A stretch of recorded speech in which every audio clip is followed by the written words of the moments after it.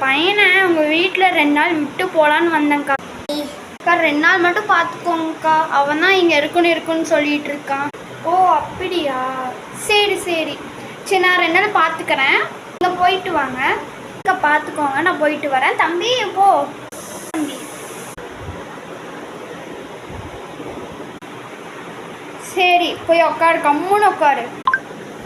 ஏ இங்கே வா வா, கம்முன்னு உட்காரு, கீழே உட்காருண்ணா. காது வலிக்குது, பொறுமையாக தான் சொல்கிறேன், போய் உட்காரு. யாரும் இங்கே விட்டுட்டு போயிட்டாங்க.